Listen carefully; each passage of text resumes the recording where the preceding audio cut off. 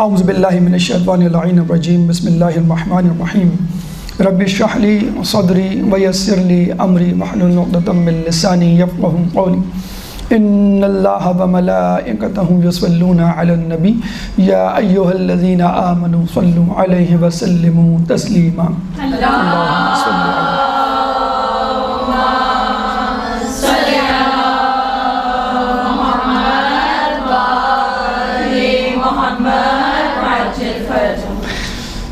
انسان کی عقل اس بات کی گواہی دیتی ہے کہ اگر کوئی شخص آپ پر احسان کرے تو آپ اس کے احسان کو پلٹائیں، یعنی اگر اس نے آپ کے ساتھ نیکی کی ہے تو آپ اس کے ساتھ نیکی کریں، اس نے آپ کو کوئی تحفہ دیا ہے تو آپ بھی اس کو ویسا ہی تحفہ دیں، اس نے آپ کے ساتھ جو احسان کیا ہے اس احسان کو بوقت ضرورت اس کے اوپر بھی کریں۔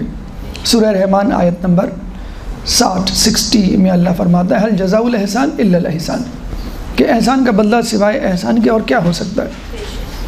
چنانچہ ہم دیکھتے ہیں کہ ہم انسان ایک دوسرے پہ تو احسان کو پلٹا سکتے ہیں، لیکن خالق کے احسان کو خالق پر نہیں پلٹا سکتے۔ اس نے ہمیں وجود دیا، اس نے ہمیں نعمتیں دی، اب ہم اس کو وجود نہیں دے سکتے، ہم اس کو وہ نعمتیں نہیں دے سکتے، بلکہ ہم جس زبان سے اس کا شکر ادا کر رہے ہیں وہ زبان اس کی دی ہوئی ہے، وہ عقل اس کی دی ہوئی ہے جس کو استعمال کر کے ہم اس کے بارے میں سوچ رہے ہیں۔ تو پھر ہم کیا کریں؟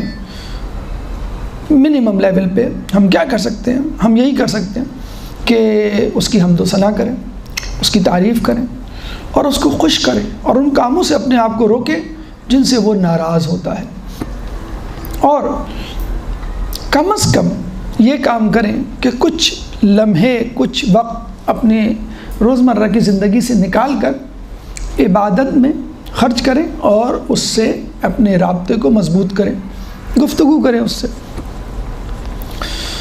اسی لیے ہم دیکھتے ہیں کہ دنیا کے ہر مذہب میں کسی نہ کسی طور پہ خدا کا تصور موجود ہے، اور پھر اس کے لیے عبادت گاہیں بھی ہیں، مثلاً گرجا گھر ہیں، مندر ہیں، مسجد ہیں، سائناگوگز ہیں۔ تو مختلف عبادت گاہیں مختلف مذاہب کی۔ اب یہ الگ بات ہے کہ لوگوں کو صحیح طور پر صحیح طریقے پر عبادت کا فہم نہیں، جو کہ انبیاء نے ہم کو دیا ہے الحمدللہ۔ انبیاء سے خاتم الانبیاء اور خاتم الانبیاء سے ان کے جانشین تک ہم تک یہ طریقہ پہنچا تو ہم اس صحیح عبادت کے طریقے پر گامزن ہیں، ورنہ ہر شخص کی عقل یہ کہتی ہے کہ اللہ نے مجھ پہ احسان کیا تو کم از کم میں دن کا کچھ حصہ اسپیئر کروں اور اس کو دوں۔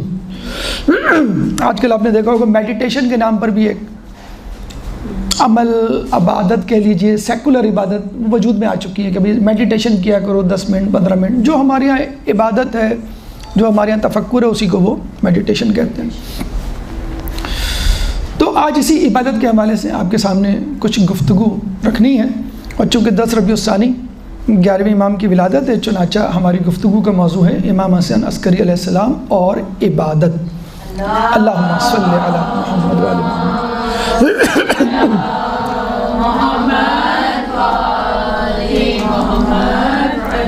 عبادت میں بھی ہمارا فوکس محور نماز کے ہوگا، کیونکہ الصلاۃ معراج المومن، اور بہترین عمل بہترین عبادت نماز کو قرار دیا گیا ہے۔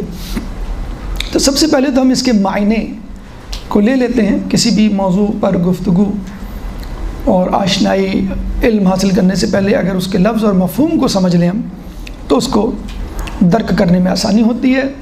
راغب اصفہانی اپنی مفردات جو مشہور ترین ڈکشنری ہے اس میں کہتے ہیں کہ عبادت جو ہے وہ لفظ عابد سے نکلا ہے، اور عبد کا مطلب ہے عجز و انکساری کی انتہائی شکل، یعنی انسان اتنا گر جائے کہ مزید گرنے کی گنجائش نہ ہو، کہ اپنے آپ کو غلام اور محکوم۔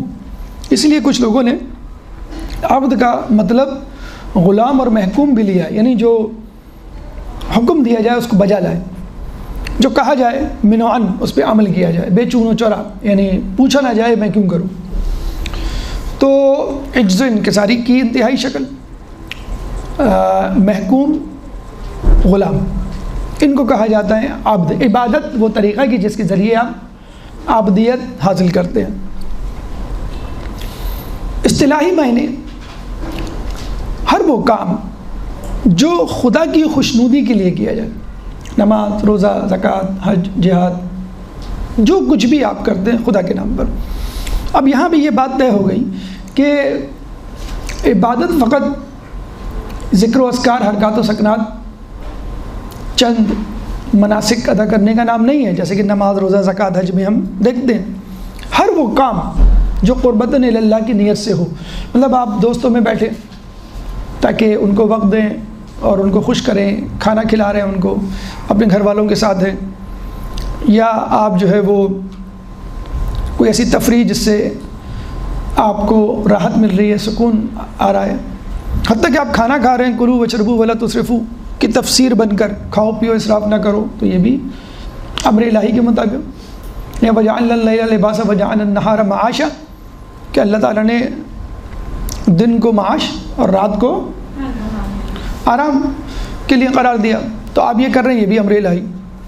بلکہ خود 11ویں امام کی حدیث ہمیں ملتی ہے تحفۃ العقول میں کہ لیست العبادۃ کثرۃ الصلاۃ والصیام وانما العبادۃ کثرۃ التفکر فی امر الہی۔ عبادت یہ نہیں ہے کہ انسان کثرت سے نماز اور روزہ کرے، بلکہ عبادت یہ ہے کہ انسان امر الہی میں تفکر کرے، یعنی اللہ نے جو حکم دیا ہے اس کے بارے میں سوچے کہ اللہ نے یہ کیوں کہا ہے، اس کا کیا فائدہ ہے اور مجھے کیا مل رہا ہے، لیکن چیلنجنگ وے میں نہیں، جیسے شیطان نے چیلنج کر دیا تھا اللہ کے حکم کو، ایکسیپٹنگ وے میں، پہلے اس کی معرفت حاصل کرے پھر تفکر کرے۔ اور اس بارے میں ہمیں واقعہ بھی ملتا ہے تفکر کی اہمیت، کہ بنی اسرائیل کا ایک شخص تھا، اس زمانے میں 30 سال اگر کوئی خدا کی عبادت کرتا تھا تو بادل اس کے اوپر سایہ کیے رہتا تھا جہاں وہ جاتا تھا۔ جس طرح ہمارے یہاں جو ہے وہ فوج میں رینک ملتے ہیں، بھئی یہ 10 سال سرو کر چکے ہیں، یہ کرنل، یہ بریگیڈر، یہ جنرل وغیرہ وغیرہ، تو بادل اگر آ جائے آپ کے سر کے اوپر، وہ آپ کے ساتھ ساتھ چل رہا ہے، اس کا مطلب ہے آپ نے 30 سال زندگی کے گناہوں سے دور عبادت میں گزار دیے، یہ ایک عہدہ مل جاتا تھا۔ اب 30 سال عبادت کے بعد جب وہ باہر نکلا تو کوئی بادل کا ٹکڑا نہیں اس کے اوپر، اب وہ پریشان اپنی ماں کے پاس گیا، کہنے لگا ماں میرے ساتھ یہ ہوا، آج بھی ہم کتنے بڑے کیوں نہ ہو جائیں، ڈاکٹر انجینئر بن جائیں، صاحب حکومت، کوئی مشکل ہوتی ہے تو ماں سے پوچھتے ہیں اماں آپ بتائیں، ماں صحیح فیصلہ دیتی ہے، اس کی طبیعت آپ کی طبیعت سے واقف ہوتی ہے۔ جگہ تم سوچو تم نے کبھی عبادت میں کوئی وقفہ دیا ہو؟ کہ ماں میں نے کبھی وقفہ نہیں دیا، میں نے اللہ کو ہمیشہ یاد رکھا، حتیٰ کہ یہ بھی ہوا ہے کہ میں باہر نکلا ایک رات تو تاروں بھری رات تھی، آسمان کی طرف میں نے دیکھا، تھوڑی دیر کے لیے میں نے دیکھا، پھر میں نے کہا نہیں اس سے میری توجہ ہٹ رہی ہے، میں دوبارہ عبادت میں مشغول ہونا چاہتا ہوں، تو میں دوبارہ عبادت میں لگ گیا۔ تو ماں نے کہا کہ تم نے تاروں بھری رات آسمانوں پہ تارے دیکھے تفکر نہیں کیا کہ ان کو بنانے والا کتنا خوبصورت حسین ہوگا، جب تارے اتنے خوبصورت، کہلیں بس یہی تو تم نے ایک غلط کام کیا۔ یہ تفکر بھی عبادت ہے، 1 سال کا تفکر 70 سال کی عبادت سے بہتر ہے۔ جب کسی نے عالم دین سے پوچھا کہ کیسے ممکن ہے 1 سال کا تفکر، 1 گھنٹے کا تفکر 1 سال کی عبادت سے 70 سال کی عبادت سے بہتر، 1 گھنٹے کا تفکر 70 سال کی عبادت سے بہتر ہے، تو بزرگ نے جواب دیا اگر تفکر جناب حر جیسا ہو تو دیکھیں آپ حر گھنٹے بھر کے یا چند گھنٹوں کے تفکر سے کہاں پہنچ گئے۔ نماز بھی عبادت، روزہ، زکوٰۃ، حج بھی عبادت، اور تفکر فقط سوچنا، تو اس کی اگر آپ عادت ڈال لیں تو بھی آپ جو ہے وہ عبادت میں مصروف ہوں گے، یہ بھی عبادت ہے۔ تو اب یہاں یہ بات سمجھ میں آ گئی کہ عبادت فقط چند ارکان کا نام نہیں، نماز، روزہ، زکوٰۃ، حج کی طرح، بلکہ فقط سوچنا اللہ کے بارے میں، یہ بھی عبادت میں شمار ہوگا۔ تو آپ ہر وقت عبادت میں جو ہے وہ مصروف رہ سکتے ہیں۔ تو آئیے سب سے پہلے تو عبادت کی اہمیت اور اس کے بعد عبادت کی خصوصیات کیا ہونی چاہیے جس سے ہم وہ سفر طے کر سکیں جس کو ہم قربتاً اللہ کا سفر کہتے ہیں، اور پھر اس کے اثرات ہماری زندگیوں پہ کیا ہوتے ہیں۔ عبادت کی اہمیت سورہ زاریات آیت نمبر 56، سورہ زاریات قرآن کا 51واں سورہ ہے، چیپٹر 51 ورس نمبر 56۔ اللہ فرماتا ہے وَمَا خَلَقْتُ الْجِنَّ وَالْإِنسَ إِلَّا لِيَعْبُدُونَ، کہ ہم نے جن و انس کو پیدا ہی نہیں کیا سوائے اس کی کہ وہ ہماری عبادت کریں۔ تو بس یہ کافی ہے، اب مزید اہمیت ہم مزید کیا بیان کریں؟ آپ کا مقصد تخلیق، آپ کو پیدا کرنے کا سبب، وجہ ہی یہی ہے کہ آپ اللہ کی عبادت کریں، تو بس۔ اور عبادت ہم نے بتلا دیا، فقط نماز روزے کا نام نہیں، اس کا مطلب یہ نہیں کالج یونیورسٹی کاروبار آفس کمپنی چھوڑ کر، گھر کے کام کاج چھوڑ کر آپ مسلم نہیں، ہر وہ چیز جو خدا کی رضا کے لیے ہو، حتیٰ کہ تفکر فی الامر الہی، یہ بھی جو ہے وہ عبادت ہے۔ اور عبادت میں جیسے ہم نے کہا کہ نماز کو فوقیت یا اولیت حاصل ہے، وہ کس طرح کہ روایت میں خود 11ویں امام سے کہ جب اہل نماز لوگوں کو چھوڑ کر نماز کی طرف آتے ہیں تو اللہ تعالیٰ اپنے ملائکہ کو گواہ بنا کر کہتا ہے کہ دیکھو میرا بندہ مخلوقات کو چھوڑ کر میرے جود و کرم سخاوت کی طرف متوجہ ہوا ہے، بس تم گواہ رہنا کہ میں نے اس کو اپنے کرم سے نواز دیا، یعنی بس جس کے لیے آیا تھا میں نے اس کو دے دیا۔ تو کتنی بڑی منزل ہے، کتنا بڑا مقام ہے جو ایک انسان عبادت کر کے حاصل کرتا ہے۔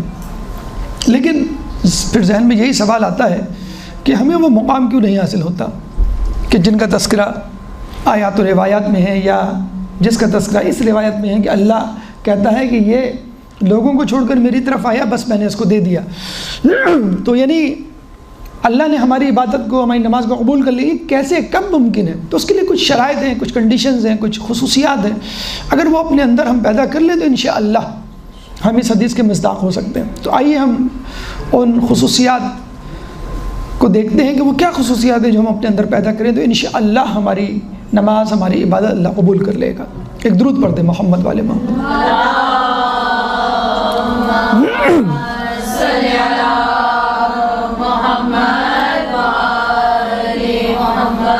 پہلی شرط، پہلی صفت یقین۔ دیکھیں ایک چیز ہوتی ہے ایمان، ایمان سے پہلے ہوتا ہے اسلام۔ اسلام یعنی اللہ، اس کے رسول کی شہادت دینا۔ ایمان یعنی دل میں اس کو تسلیم کر لینا۔ ایک ہوتا ہے یقین۔ یقین مثلا میں نے دھواں اٹھتے ہوئے دیکھا تو میں نے کہا کہ بھئی یہاں یقیناً آگ جل رہی ہے، ٹھیک ہے۔ میں نے کالی گھٹائیں دیکھی تو میں نے کہا بس اب بارش ہونے والی ہے، لیکن میں نے اپنی آنکھوں سے تو آگ کو نہیں دیکھا، میں نے اپنی آنکھوں سے تو بارش کو نہیں دیکھا۔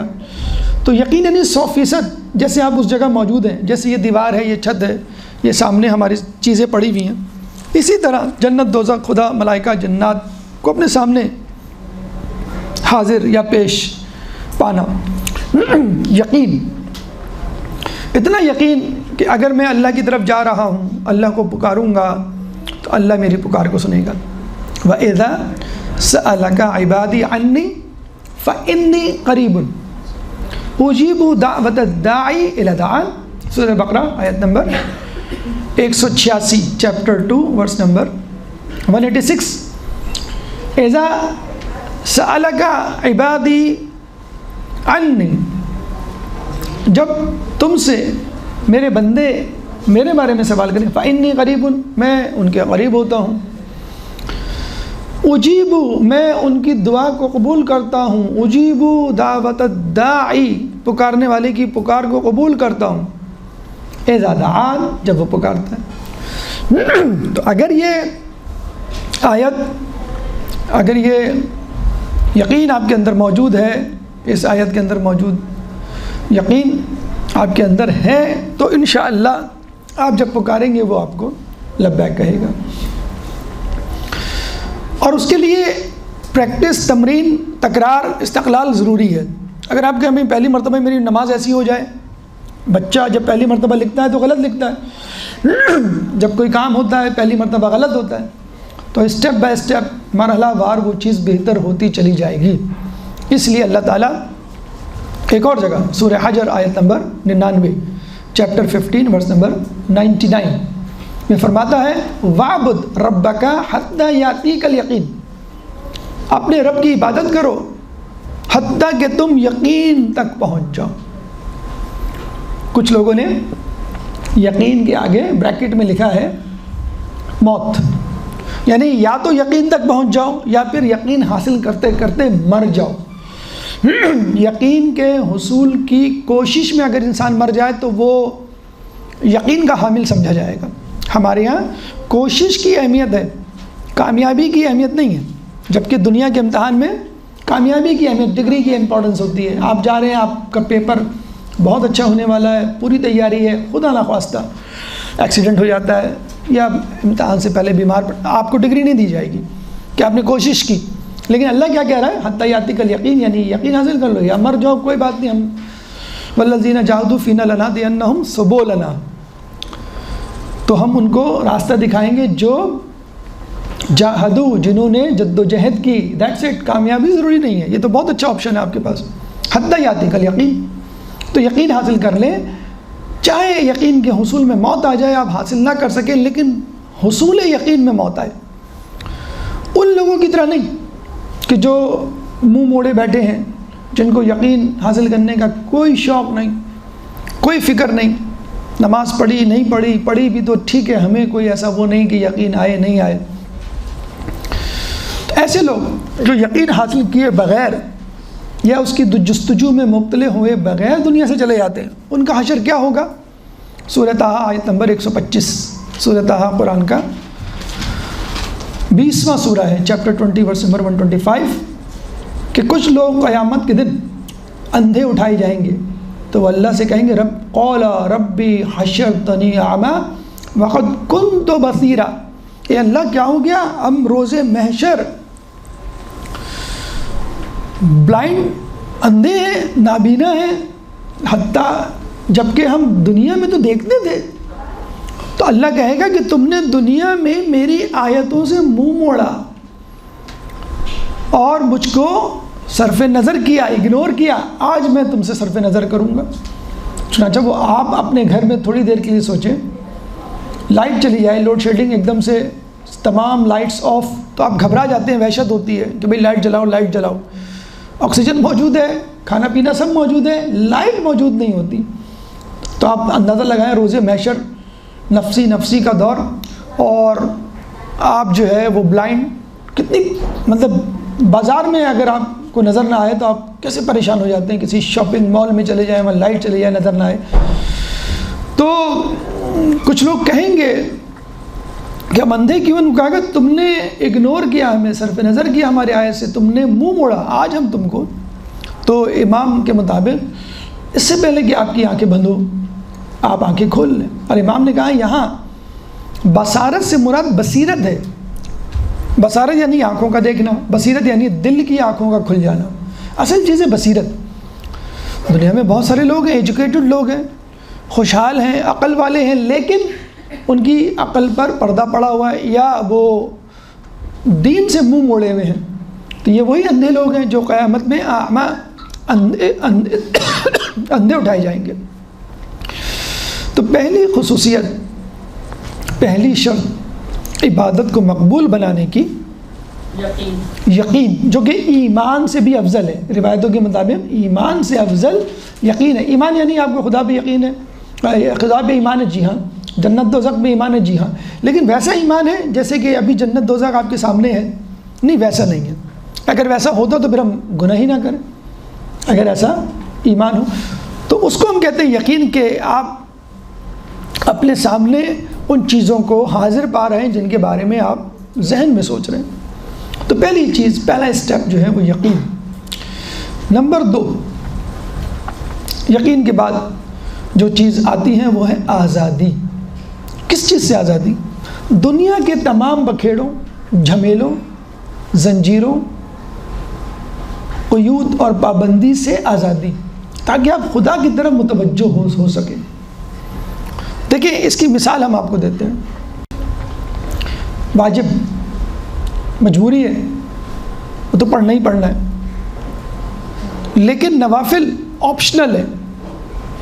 جس کو خدا سے محبت ہوگی یا خدا کو جس سے محبت ہوگی وہی پڑھے گا، مجبوراً پڑھنے والا تو صرف فرض پڑھتا ہے۔ ہم میں سے کتنے لوگ ہیں جو نوافل پڑھتے ہیں؟ 11ویں امام کی روایت، 11ویں امام کی حدیث کے مطابق مومن کی 5 علامات ہیں نا، 3 علامات عبادت سے متعلق ہیں، جس کو ہم اس وقت موضوع بحث بنائیں گے۔ 51 رکعت نفل، سورہ کے شروع میں بسم اللہ بلند آواز سے پڑھنا، خاک پہ سجدہ، ان تینوں نماز سے متعلق۔ عقیق، یہ بھی انڈائریکٹلی نماز سے متعلق، جب آپ دعا مانگے تو عقیق کو جو ہے وہ آسمان کی طرف کر لیں، اور زیارت اربعین۔ تو نوافل کیوں کہا، مطلب 51 رکعت کیوں کہا؟ کیونکہ اس میں واجب کے ساتھ نوافل بھی شامل ہے۔ حدیث میں ہے، اب ہم بات کر رہے ہیں آزادی کی۔ دیکھیں، آزادی دنیا کے جھمیلوں سے وہی لے گا جو نوافل کا شوق رکھتا ہوگا۔ اللہ فرماتا ہے کہ جب مومن نوافل کے لیے میری طرف رخ کرتا ہے تو میں اس کا محبوب بن جاتا ہوں، اس طرح کہ میں اس کے کان بن جاتا ہوں جن سے وہ سنتا ہے، میں اس کی آنکھ بن جاتا ہوں جس سے وہ دیکھتا ہے، میں اس کے ہاتھ بن جاتا ہوں جس سے وہ کام کرتا ہے، میں اس کے پیار بن جاتا ہوں جس سے وہ چلتا ہے۔ وہ دعا مانگتا ہے، میں اس کی دعا قبول کرتا ہوں، وہ مجھ سے طلب کرتا ہے، میں اس کو عطا کرتا ہوں۔ یہ ہے وہ آزادی، دنیا کے تمام جھمیلوں سے بالکل سوئچ آف کر کے مکمل طور پہ خدا کی طرف متوجہ ہو جانا جسے کہتے ہیں۔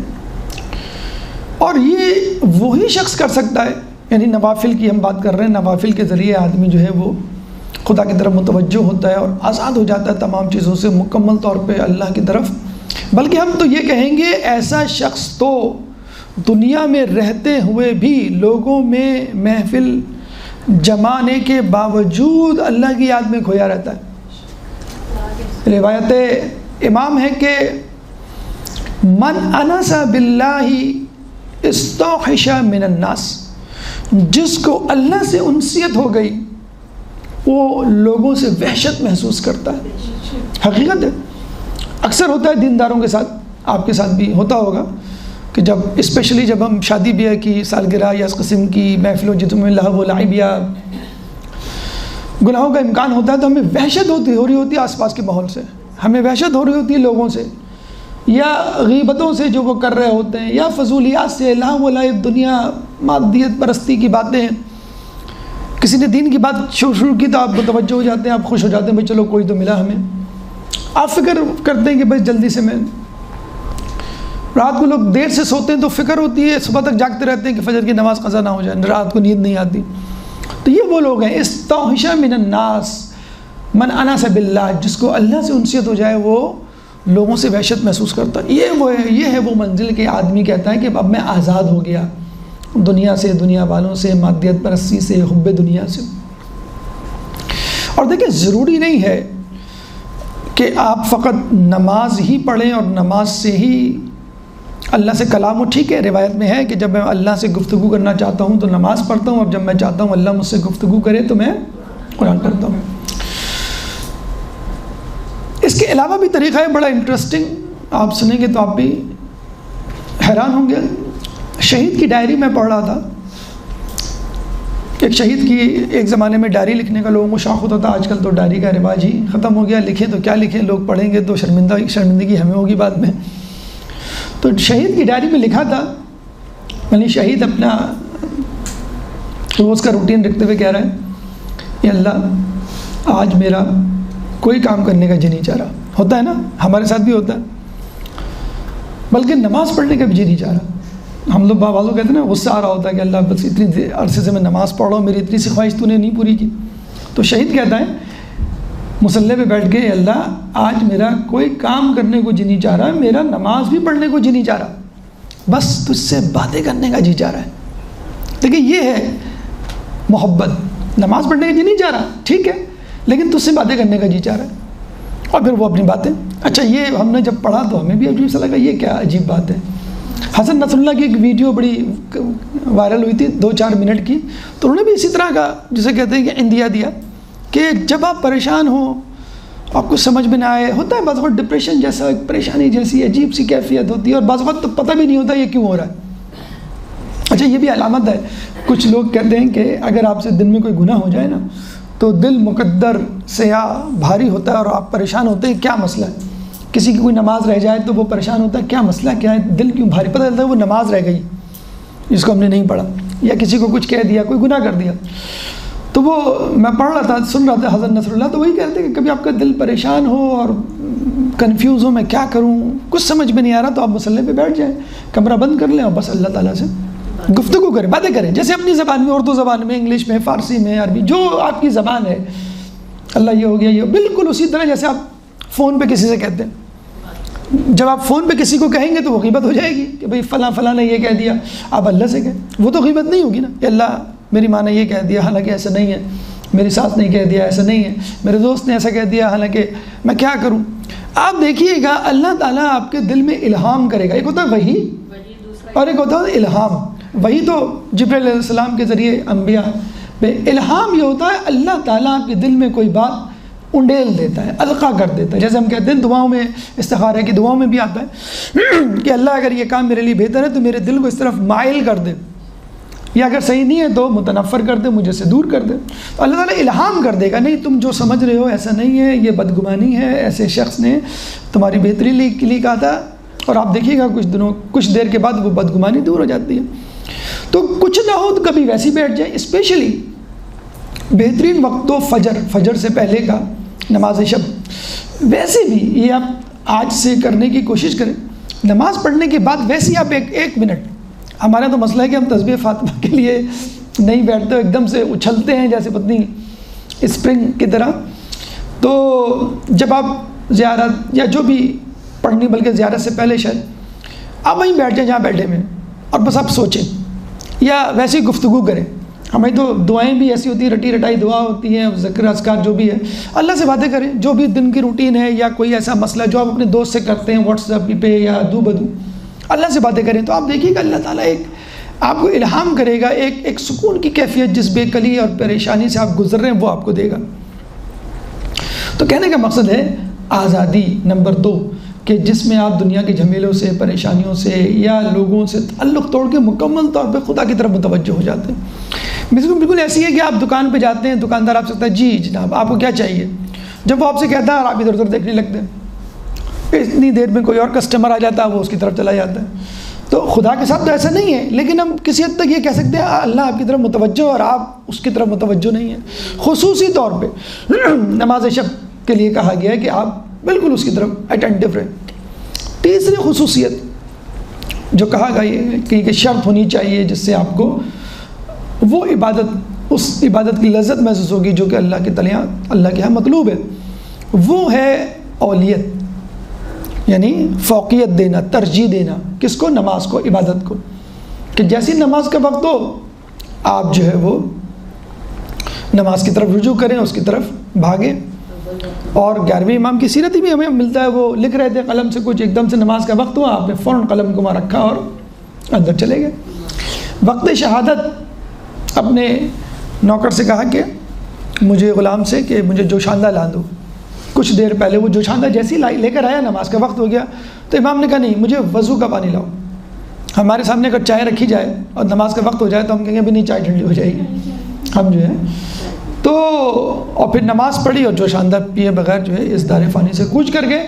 مولا فرماتے ہیں کہ اگر تم ڈوب رہے ہو اور نماز کا وقت آ جائے تو تم نماز کی نیت کر لو. یعنی ڈوبتے ہوئے بھی نماز کی نیت کرتے ہوئے تم اس دنیا سے رخصت ہو. اگر تم تکبیر اولا نہیں کہہ سکتے، اگر تم ہاتھ نہیں اٹھا سکتے، رکوع سجود نہیں کر سکتے، نیت کر لو کہ میں نماز پڑھتا ہوں اور آپ جو ہے وہ ڈوب کے مر جائیں. یہ زیادہ بہتر حالت ہے. اولیت جسے کہتے ہیں نا، اولیت، پرائرٹی، ترجیح دینا. اس کے بعد جو چیز ہے وہ ہے خاصیت، یا جسے کہتے ہیں کہ کوالٹی. ہم کہتے ہیں نا کوانٹٹی کے ساتھ کوالٹی بھی ریکوائرڈ ہے. تو ارکان نماز کو سکون کے ساتھ ادا کرنا. مسجد نبوی میں ایک شخص آتا ہے، جلدی جلدی نماز پڑھتا ہے، جلدی جلدی رکوع سجود کرتا ہے. تو اللہ کے رسول کیا کہتے ہیں؟ اگر یہ اسی نماز پہ دنیا سے رخصت ہوا تو یہ ہم میں سے نہیں۔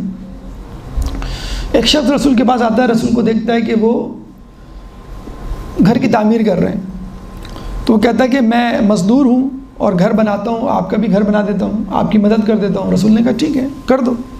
اب وہ آتا ہے، پھر آپ کی وہ مدد کرتا ہے۔ مدد کرنے کے بعد رسول پوچھتے ہیں بھائی تمہاری کیا اجرت ہوئی؟ ہم ہوتے تو کہہ دیتے بھائی ٹھیک ہے تم نے خود تو کہا تھا، بس ٹھیک ہے اب جاؤ۔ تو رسول نے کہا کیا اجرت ہوئی، کیا لوگے مزدوری؟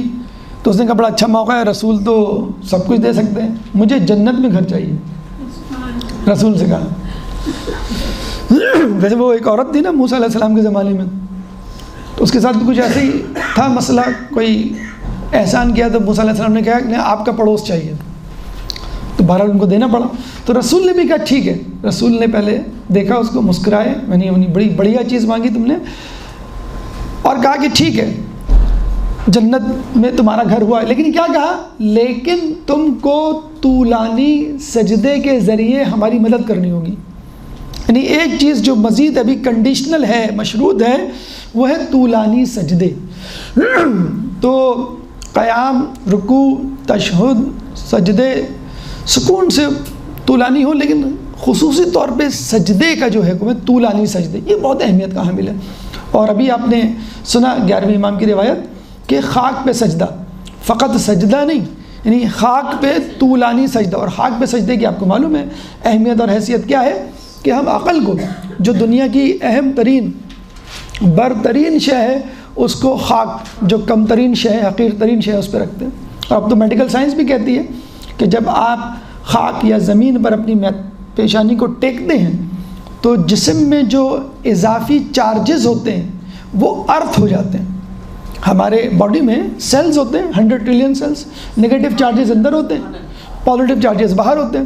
During the whole day negative positive اندر باہر جاتے رہتے ہیں، ڈیورنگ ریسٹ نگیٹو انسائڈ ہوتے ہیں، اور ڈیورنگ موومنٹ نگیٹو باہر چلے جاتے ہیں، پازیٹیو اندر چلے جاتے ہیں۔ تو اس موومنٹ کے دوران at the end of the day جب آپ سونے جا رہے ہوتے ہیں تو کچھ اضافی چارجز ڈس بیلنس ہوتے ہیں، ورنہ رزلٹ زیرو آنا چاہیے۔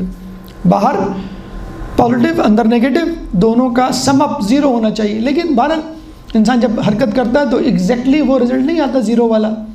تو کہتے ہیں جب آپ سجدہ کرتے ہیں اور ماتھے کو زمین پر ٹکاتے ہیں، جیسے آپ نے دیکھا ہوگا الیکٹریکل وائرز جو ہوتے ہیں نا، ایک نگیٹو ہوتا ہے، ایک پازیٹیو ہوتا ہے، ایک ارتھ کا ہوتا ہے، جس سے اضافی کرنٹ باڈی ارتھ میں چلا جاتا ہے۔ تو جب آپ پیشانی دری پہ، کارپیٹ پہ یا کسی اور چیز پہ رکھیں گے تو یہ ارتھ نہیں ہوگا اضافی چارج، بلکہ باڈی میں رہے گا، جس کی وجہ سے پریشانی، ٹینشن، سائیکولوجیکل ڈس آرڈرز رہتے ہیں۔ لیکن اگر آپ خاک پہ رکھیں گے تو وہ ارتھ ہو جائیں گے۔ اس کا باقاعدہ ڈیمانسٹریشن یوٹیوب پر موجود ہے، انہوں نے کر کے اس کو دکھایا پروف۔ تو طولانی سجدے، اور ویسے بھی کہا جاتا ہے کہ آپ کا بلڈ فلو، آپ کی جسے کہتے ہیں عقل کی طرف آپ کا بلڈ فلو، پیشانی کے جو پیچھے ایریا ہے جس کو ہم کہتے ہیں پری فرنٹل کارٹیکس، جو کہ سیٹ آف تھاٹ، جہاں پہ آپ سوچتے ہیں، تفکر کرتے ہیں، وہاں پہ امپروو ہوتا ہے، اس سے جو ہے انسان کی عقل میں اور اضافہ ہوتا ہے۔ تو طولانی سجدے جسے کہتے ہیں کہ اہم ترین چیز ہے۔ اب آئیے، اگر انسان یہ عبادت کرتا ہے تو اس کے اثرات کیا مرتب ہوتے ہیں، جو آپ کو خود اس دنیا ہی میں دکھنے اور ملنے شروع ہو جائیں گے۔ سب سے پہلے جو اثر آپ کو اپنی زندگی میں اور اپنی ذات میں نظر آئے گا، نمبر 1 قرب الہی۔ جیسے ابھی ہم نے کہا نا کہ من انس باللہ استوحش من الناس، آپ کو خود فکر ہوا کرے گی کہ نماز کا ٹائم کب ہوا۔ آپ پریشان، مضطرب، چڑچڑے ہو جائیں گے، بھئی میرے پاس جو لوگ بیٹھے ہوئے کیوں دنیاوی باتیں کر رہے ہیں اور بس میں جاؤں اور اپنی عبادت کروں۔ اور دوسری بات یہ ہے کہ گناہ کرنے کو جی نہیں چاہے گا۔ ایک دفعہ سید مرتضیٰ نے کہا آج وہ نماز پڑھائے گا جس نے کوئی گناہ نہ کیا ہو۔ سید رضی نے کیا کہا، ان کے چھوٹے بھائی نے، میرے خیال میں تو اس کو نماز پڑھانی چاہیے جس کے دل میں گناہ کا خیال نہ آیا ہو۔ اور ان دونوں بھائیوں کے بارے میں کہا جاتا ہے کہ ان دونوں بھائیوں نے زندگی میں کبھی مکروہ کام نہیں کیا۔ گناہ اور حرام تو بہت دور کی بات ہے، اور واقعی کیا لوگ تھے۔ تو کہنے کا مقصد یہ ہے کہ جب خدا آپ کے کان بن جائے گا، آنکھ بن جائے گا، ہاتھ بن جائے گا، پیر بن جائے گا، خود آپ میں سما جائے گا، آپ ویسے تو حلول نہیں کر سکتا لیکن معنوی طور پہ آپ کا دل ہی نہیں جائے گا، ورنہ اگر گناہ کا خیال ابھی بھی دل میں آتا ہے یا کسی پرانے گناہ کو یاد کر کے آپ لطف اندوز ہوتے ہیں تو اس کا مطلب ہے ابھی بھی قربت الہی آپ کے اندر پیدا نہیں ہوئی، اللہ کے قریب نہیں ہوئی۔ تو پہلی جو چیز آپ محسوس کریں گے کہ لوگوں سے وحشت ہوگی، یا آپ کو میں ایک سمپل سا ایک فارمولہ کسی بزرگ سے کسی نے پوچھا کہ مجھے کیسے پتہ چلے گا کہ میں حق پر ہوں، اللہ مجھ سے راضی ہے اور میرا انجام بالخیر ہوگا یا میں جنت میں جاؤں گا، ہوتا ہے نا ٹیمپریچر کیا ہے میرا ایمان کا۔ تو بزرگ نے بڑا اچھا جواب دیا کہ ابھی تم سے کہا جائے کہ آج تمہیں مرنا ہے تو تمہیں خوشی ہوگی یا غم ہوگا؟ بھائی ایک اسٹوڈنٹ ہے، اس نے بہت اچھا پیپر دیا ہے، اس کو کہا جائے کہ آج تمہارا رزلٹ آ رہا ہے، وہ ایکسائٹڈ ہو جائے گا، اچھا آنے والا ہے، ہلکا سا خوف تو ہوگا بہرحال، لیکن ایکسائٹمنٹ زیادہ اس پہ حاوی ہوگی۔ اور جس نے پیپر برا دیا ہے وہ پریشان ہوگا کہ بھائی میں نہیں سے ابو ذر غفاری سے کسی نے کہا نا کہ لوگ کیوں ڈرتے ہیں موت سے، ابو ذر غفاری نے کہا کہ تم نے اپنی دنیا کو آباد کر رکھا ہے، آخرت کو برباد کر رکھا ہے۔ کوئی بھی شخص آبادی سے بربادی کی طرف جانا پسند نہیں کرتا۔ یعنی دبئی میں ایک آدمی بیٹھا ہے، اس نے لاکھوں کروڑوں روپے پاکستان کما کے بھیج دیے، اب سے گھر والے کہہ رہے ہیں کہ آ جاؤ 7 پشتیں تمہاری کھائیں گی، نوکر چاکر گھر سواری ہر چیز موجود ہے۔ تو دبئی کی گورنمنٹ کہتی ہے بھائی آپ جائیں، تو کیا وہ خوش نہیں ہوگا؟ وہ تو خوش ہوگا، اب تو مجھے گدھے گھوڑوں کی طرح گدھا مزدوری نہیں کرنی، اب تو وہاں انتظار کر۔ تو جب آپ نیکیاں کریں گے اور اوپر پہنچائیں گے اور آپ کو کہا جائے گا چلیے بھائی جنت تیار ہے آپ کے لیے، تو آپ تو کہیں گے بھائی ٹھیک ہے، اس سے بہتر کیا بات ہو سکتی ہے، جان چھوٹ گئی میری یہاں سے۔ تو جسے کہتے ہیں کہ قرب الہی، اتنا قرب الہی کہ جب آپ سے کہا جائے کہ بھائی اس دنیا کو چھوڑنا ہے تو آپ کے چہرے پہ مسکراہٹ ہے، اچھا ویل ڈن، بہت اچھی بات ہے، میں ان لوگوں کے پاس جا رہا ہوں کہ انعمت علیہم، کہ جن لوگوں پر تیرا انعام نازل ہوا وہ تیرے پاس ہیں۔ شہید ابن مظاہر نے کیا کہا تھا کہ اب جو ہے یہ نماز میں آپ کے نانا کے پاس جنت میں پڑھوں گا، مطلب اتنا یقین کہ بس اب میں جا رہا ہوں۔ تو قرب الہی۔ نمبر 2، دوسرا اثر جو پیدا ہوتا ہے وہ ہے مدد الہی۔ مدد الہی کیسے کہ آپ دعا کرتے ہیں اور بس وہ قبول ہو جاتی ہے، مستجاب الدعوات۔ علامہ مجلسی کے والد نماز شب پڑھ رہے تھے، نماز شب پڑھنے کے بعد ان کو ایک خوشبو سی محسوس ہوئی پورے ماحول میں۔ مطلب کتنے تو مجتہدین علماء گزرے ہیں جن کے بارے میں کہا جاتا ہے جب وہ تسبیح کرتے تھے تو دیواروں سے تسبیح کی آوازیں آتی تھی، معصومین تو خیر بہرحال وہ تھے ہی اس منزل پہ، تو یہ ایسا ہوتا ہے۔ تو کہہ رہے ہیں کہ میں نے جب نماز شب پڑھی تو مجھے جو ہے وہ خوشبو محسوس ہوئی، ایک دم سے میرے دل میں خیال آیا کہ مجھے دعا مانگنی چاہیے، یہ استجاب دعا کا وقت ہے۔ اب وہ سوچ رہے ہیں ایک دم سے بچے کے رونے کی آواز آئی۔ ہم ہوتے تو دروازہ زور سے بند کرتے، اسی وقت میں جو ہے وہ ایک صاحب جو کہہ رہے تھے نا کہ میڈیٹیشن میں کرتا ہوں تو اسی وقت میری بیوی کو اپنی بہن سے باتیں کرنی ہوتی ہیں، اپنی امی سے باتیں کرنی ہوتی ہیں، تو ہم چڑھ جاتے ہیں نا۔ گھر والے ہمیں اکثر خواتین کو دیکھا گیا ہے وہ دروازہ بند کر کے، تو یہ آپ کو تو انوالو کر رہے ہیں نا۔ اچھا ہے گھر میں نماز پڑھنے کو اس لیے کہا گیا ہے کہ گھر والے موٹیویٹ ہوں اور آپ کی طرف متوجہ۔ تو کہہ رہے ہیں ان کے بچے کے رونے کی آواز آئی، انہوں نے فوراً کہا اے اللہ اس بچے کو مبلغ بنا، اور وہ بچہ پھر علامہ مجلسی بنا، اور انہوں نے جو ہے وہ بہار الانوار لکھی۔ مطلب کتب اربع کسی کو نہیں نام یاد ہوں گے، بہار الانوار جس کو یاد ہے۔ وہ کہتے ہیں نا ایک لطیفہ بھی ہے، اگر آپ کو ریفرنس نہیں یاد آئے تو آپ کہتے ہیں بہار میں لکھا ہے، بہار تو سمندر ہے ہوگا کہیں نہ کہیں۔ تو دعا کی اور دعا قبول ہو گئی۔ اچھا بعض اوقات تو دعا کرتے قبول ہوتی ہے، بعض اوقات دعا نہ کریں کیونکہ آپ مصروف ہوتے ہیں عبادت میں اور اللہ کی طرف متوجہ ہوتے ہیں کہ دعا ہی بھول جاتے ہیں، تو اللہ پھر آپ کی ضرورت کو خود سمجھ لیتا ہے۔ امام 11ویں امام کے بارے میں ملتا ہے کہ بعض اوقات ایسا بھی ہوا ہے کہ ان کو ظالم جلادوں نے اور جو داروغہ ہوتے تھے قید خانے کے، انہوں نے جا کے جنگل میں ڈال دیا اور انتظار کیا کہ بس اب کوئی شیر کوئی وحشی درندہ آیا اور ان کو کھائے۔ نماز کا وقت ہوئے، بڑے سکون سے اٹھے امام، نماز پڑھی، جیسے ہی کوئی درندہ آیا ان کے چاروں طرف چکر لگانے لگا جیسے کہ ان کی حفاظت کر رہا ہوں۔ اچھا یہ تو امام کی بات ابو ذر غفاری کے بارے میں ملتا ہے۔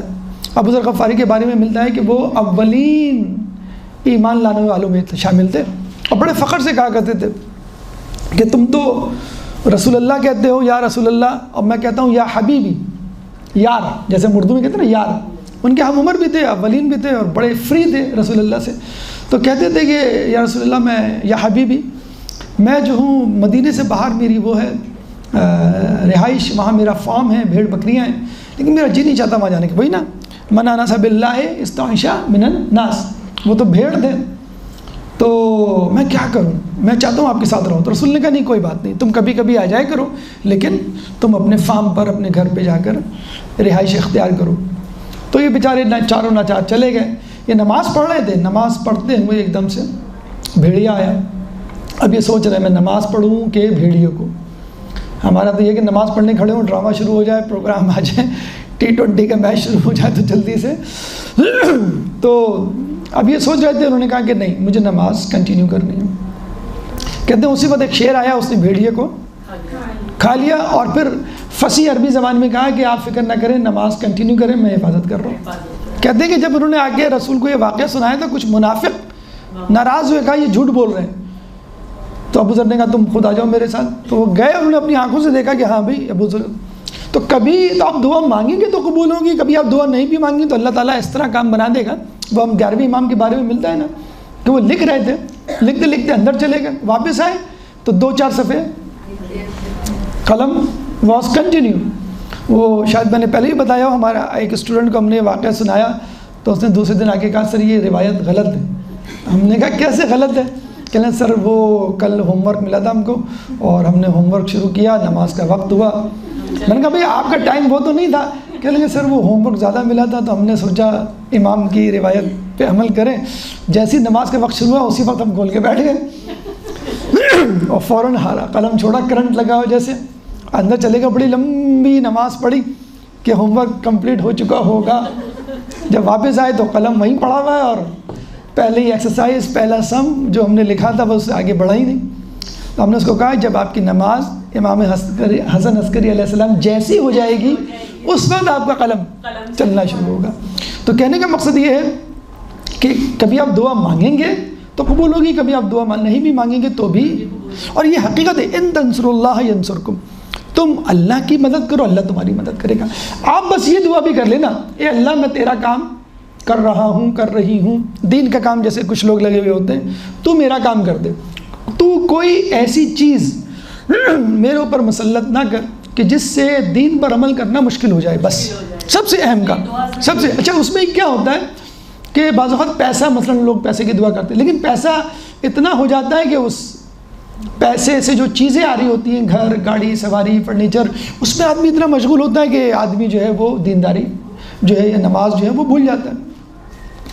تو کبھی آپ دعا کریں گے قبول ہوگی، کبھی دعا نہیں کریں گے. اہم چیز، سب سے اہم چیز آخر میں تیسرا اثر نمازوں کا، عبادت کا کیا ہوتا ہے؟ توفیقات الہی. دیکھیں آپ کو کیسے پتہ چلے کہ آپ صحیح جا رہے ہیں یا غلط جا رہے ہیں؟ اگر آپ کو نیکی کے موقع ملتے چلے جائیں، درس سننے کا، درس پڑھنے کا، کتابیں پڑھنے کا، نماز کا، خود بخود آنکھ کھل جاتی ہے. 2:30-3 بجے بھی لوگ سو رہے ہوتے ہیں بعض اوقات، لیکن ایک دم سے 5 بجے بغیر الارم کے لوگ اٹھ جاتے ہیں. کچھ لوگ جو ہیں بھائی 11 بجے 12 بجے بھی سو رہے ہوتے ہیں، پوری نیند بھی لے رہے ہوتے ہیں لیکن فجر میں آنکھ نہیں کھلتی. لیکن کچھ لوگوں کی پھر بھی کتنے بجے بھی سوئیں کھل جاتی ہے. پہلے زمانے میں تو الارم ہی نہیں تھے بہرحال. تو توفیقات الہی، مثلا میں مثال دوں تو ابو علی سینا وہ فرماتے ہیں کہ 18 سال میں اتنے مشہور ہو گئے تھے کہ دنیا بھر سے بادشاہ نے وقت وزراء ان کے پاس علاج کے لیے آتے تھے. نمبر 1 طبیب. تو القانون فی الطب اور یورپ یونیورسٹیز میں پڑھائی جاتی ہے. تو وہ کہتے ہیں جب بھی مجھے کوئی پریشانی ہوتی تھی تو میں مسجد چلا جاتا تھا، میں 2 رکعت نماز پڑھتا تھا اور میرا مسئلہ حل ہو جاتا تھا. کبھی سفر میں ہوتا تھا پریشانی تو جہاں میں مسجد مجھے نظر آتی، ہمارا کیا ہوتا، چائے پینے کا جی چاہ رہا ہے چلو چائے کا ہوٹل ڈھونڈو، کھانے کا جی چاہ رہا ہے کھانے کا ہوٹل ڈھونڈو، فلاں کا جی چاہ رہا ہے. وہاں مسجدیں لوگ ڈھونڈتے تھے کہ جہاں مسجد نظر آئی وہاں جا کے انہوں نے نماز پڑھ لی. شہید مطہری وہ کہتے ہیں کہ مجھے جو کچھ ملا اسی شب بیداری نماز شب. شہید مطہری کے بارے میں ملتا ہے کہ جب وہ تہران یونیورسٹی گئے تھے اور تہران یونیورسٹی کے فلسفے کے اساتذہ نے ان کا انٹرویو لیا تھا، تو انٹرویو لے کے جب وہ تھک گئے تو کہا کہ 20 نمبر تھے آپ کے انٹرویو کے، تو 20 میں سے 20 آپ نے لے لیے، اب ہم اپنے علم میں اضافے کے لیے آپ سے کچھ پوچھنا چاہتے ہیں. اتنا بڑا مقام تھا شہید مطہری کا کہ امام خمینی سے کسی نے کہا میں فلاں مثلا ارسطو کی کتابیں پڑھنا چاہتا ہوں فلسفے کے لیے، تو انہوں نے کہا کیا میرا بیٹا مر گیا ہے کیا اس کی کتابیں ختم ہو گئی ہیں کہ تم اس کی کتابیں نہیں پڑھتے؟ پھر آیت اللہ مرشی نجفی کیا وصیت کی تھی کہ میری میت میں، میری قبر میں، میرے کفن میں وہ جائے نماز، وہ مصلی رکھ دینا کہ جس پہ میں نے 70 سال نماز شب، عبادت نہیں، نماز شب پڑھی ہے۔ آیت اللہ مرشی نجفی کے بارے میں کہا جاتا ہے 70 سال تک وہ حرم معصومہ قم کو کھولنے والے سب سے پہلے فرد اس میں داخل ہونے والے ہوتے ہیں۔ 70 سال آپ توجہ کریں، اور ان کی کیفیت یہ تھی کہ وہ رو برو دو بدو امام زمانہ سے ملاقات کیا کرتے تھے، خواب کی حالت میں نہیں، رو برو، اور اتنے ریلیکس اور کول کہ ایک دفعہ امام آئے تو وہ چائے پی رہے تھے، انہوں نے کہا امام چائے پیجئے، بتائیں ہم ان آلودہ چیزوں سے اپنے آپ کو آلودہ، ان کثافتوں سے اپنے آپ کو آلودہ نہیں کرتے۔ دوبارہ کہنے کا مقصد یہ ہے کہ اگر انسان ان شرائط کے ساتھ عمل کرے جن شرائط کے ساتھ علماء اعلام نے امام کی روش کو اختیار کرتے ہوئے کیا، تو پھر انشاءاللہ ہماری نمازیں بھی وہ ہوں گی کہ جن کے لیے اللہ تعالیٰ فرشتوں کو گواہ بناتا ہے کہ دیکھو یہ لوگوں سے الگ ہو کر میری طرف متوجہ ہوا کہ تم گواہ رہنا، میں نے اس کو بخش دیا۔ اللہ تعالیٰ سے دعا ہے کہ ہمیں اللہ تعالیٰ کی عبادت اس طرح کرنے کی توفیق عطا فرما جس طرح کی وہ طلب کرتا ہے، جس طرح کی مطلوب ہے۔ خدا سے دعا ہے کہ جو پریشان حال ہیں ان کی پریشانی کو دور فرما، جو بے روزگار ہیں ان کو رزق حلال عطا فرما، جو زندان میں ان کو رہائی عطا فرما، جو سفر میں ان کو منزل عطا فرما، جو گم شدہ ہیں ان کو ان کے پیاروں سے ملا، جو مقروض ہیں ان کے قرضوں کو ادا فرما، جو کرونا جیسی متعدی بیماری سے مبتلا ہیں ان کو ان بیماری سے آزاد فرما۔ مسلمان دنیا میں جہاں جہاں ظلم و ستم کا نشانہ بنے ہیں ان سے ظلم و ستم کو دور فرما، امام کے ظہور میں تعجیل فرما، ہمیں ان کے انصار و اعوان میں شامل فرما۔ ربنا تقبل منا انک انت السمیع العلیم وتب علینا انک انت التواب الرحیم برحمتک یا ارحم الراحمین۔